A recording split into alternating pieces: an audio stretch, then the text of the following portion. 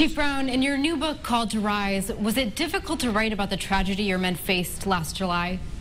Yes, very difficult, but I thought it was really important to share, not only to the police community, but to citizens, to really understand the behind-the-scenes conflict and consternation that goes on when officers make the ultimate sacrifice, and that there's no conflict between communities and police when we grieve, that we all grieve the same way when we lose someone we love. What do you hope people will take away from reading your story? It's a narrative story in memoir fashion of my life and how intertwined we all are, and only through reconciliation are we stronger. And the message is, through purpose and meaning and significant hope, we can all make changes to our communities.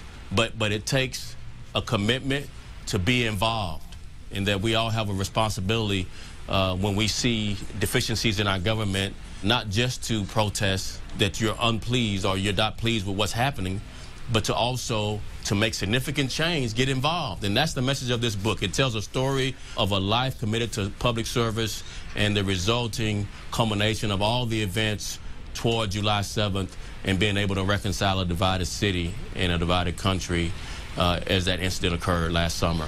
Now, you also talk about your childhood in the book. How did your early life shape your career? Well, I was part of the generation that was desegregated, bused. I was in 6th grade, I was bused. And my worldview of race changed, and I share that pretty intimately in the book, where a young white kid, another 11-year-old, invited me home to dinner. And before that, my worldview of race was, to a large extent, in negative tones. And after that invitation to dinner, my worldview changed of race at 11 years old. And so the question in the book is characterized in ways where, are we smarter than 6th graders? Can we figure out that an authentic invitation can change our views? And it doesn't take as large and as complex interaction as we think. It's very simple if we were to engage each other in ways that is appealing and invitational. Let's talk about your approach to peacefully uniting communities. It's not an easy task, but how can it be done?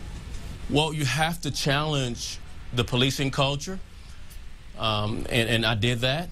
I held officers accountable. I was transparent about our excessive force. I changed policy. I wasn't very popular with the police unions, while at the same time challenging the community to do more.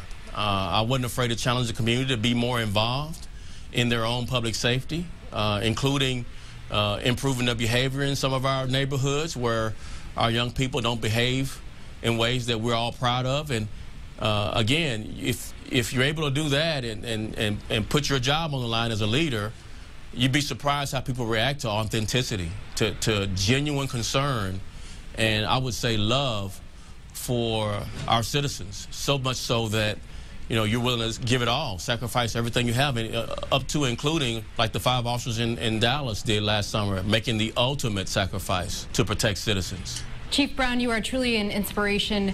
Thank you so much for talking to us. Oh, thank you so much. Take care. You too.